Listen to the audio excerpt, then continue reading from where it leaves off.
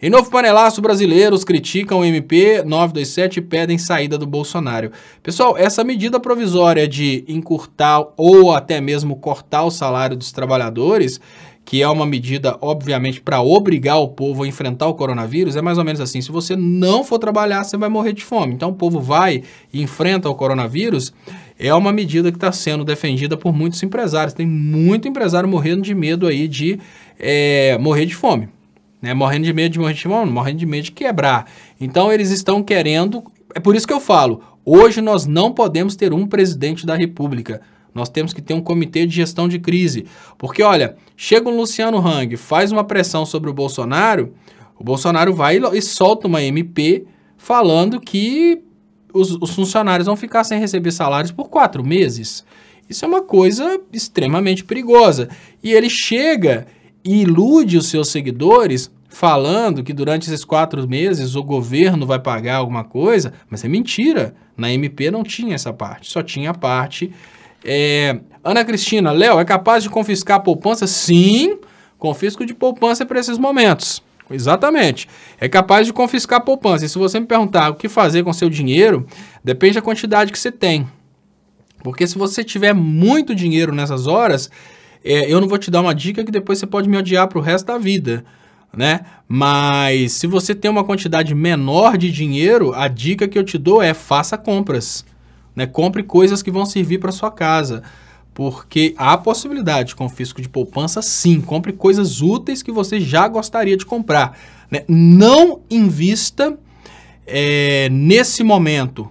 Estamos vivendo uma mudança, uma completa mudança no Brasil, então não invista em coisas supérfluas. Por exemplo, eu sempre incentivei vocês a façam curso e tal. Não invista em cursos que não têm validade, tipo pós-graduação. Estão chegando e-mails, chegam todas as horas esses e-mails aí. Faça pós em tal lugar, faça pós em tal lugar. Isso não tem valor, né? São coisas que não vão fazer diferença no Brasil pós-crise. Invista em você, na sua família, na sua casa, para criar uma certa estrutura para você e aproveite o tempo para aprender coisas novas na internet. Porque agora a Constituição ela permite, no estado de sítio, estado de calamidade e tal, ela permite essa coisa que chama empréstimo compulsório. Então existe sim essa possibilidade. O ponto de vista que eu tenho para a economia agora seria o seguinte... A ideia que eu tenho, a minha ideia pessoal seria o seguinte: se o governo, nesse momento, lançasse uma situação de estabilidade seria o seguinte, não estou falando do microempresário, do empreendedor individual, daquele cara que tem 5 funcionários, não, estou falando das empresas grandes, uma van, empresas grandes, hoje, nessa situação de crise. O governo lançasse uma lei que proibisse as demissões, ou seja, criasse uma estabilidade, ele ia obrigar essas empresas a desembolarem nesse período de quarentena. Então, uma empresa ia arrumar uma coisa para o cara fazer em casa, as empresas iam se adaptar para fornecer gêneros de primeira necessidade, e a gente não teria a quebra do sistema financeiro. Por quê? Porque no lugar do dinheiro ficar igual, o próprio Luciano Hang falou o que vai acontecer nesse momento. Ele falou exatamente como que o Brasil vai quebrar. Ele falou, olha, eu vou mandar 22 mil colaboradores embora e, meu dinheiro está no bolso, eu vou para a praia, Ou seja, no lugar de deixar o Luciano Hang mandar 22 mil colaboradores embora e pegar o dinheiro dele que está no bolso e ir para a praia, o que tem que fazer nesse momento? Tem que pegar e não deixar o Luciano Hang mandar as pessoas embora, criar uma lei para obrigar, durante esse período de crise, as empresas manterem a estabilidade dos funcionários. Só que os funcionários precisam estar disponíveis em condições salubres, não em condições de pegar o coronavírus. Aí um pode estar de casa, trabalhando pelo celular, por exemplo, negociando compras, ou seja, modificar a forma de trabalho nesse momento e criar condições para que as empresas continuem funcionando, principalmente as relacionadas aos artigos de primeira necessidade, criar ambientes corona-free, ter grandes supermercados para fazerem entregas e as pessoas que estão trabalhando desses grandes supermercados, todas testadas. Se uma pessoa está ali com coronavírus, aquela pessoa sai daquela função, vai para a quarentena. Isso para evitar, obviamente, o contágio e contagiar os alimentos. né? E são formas. E qual que é a melhor forma da gente resolver o problema da crise?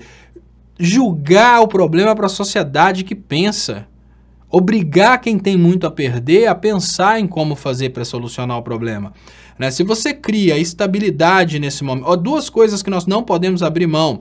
Quarentena. Se a gente abre mão da quarentena, os empresários ficam tranquilos. Não, a quarentena vai fazer os empresários ficarem desesperados e financiarem as pesquisas para a gente chegar até o desenvolvimento, por exemplo, da cura dessa doença. É a quarentena que vai fazer isso, porque eles estão com medo de perder tudo. Nós estamos em greve, simples assim. O mundo está em greve enquanto os patrões não desenvolverem a cura dessa doença.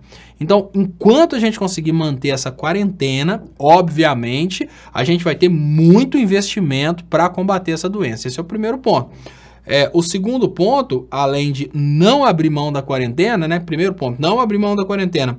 Segundo ponto, a gente tem que ter uma situação de estabilidade funcional, não pode mandar embora. Porque se não pode mandar embora e tem que continuar pagando o salário, a economia continua girando.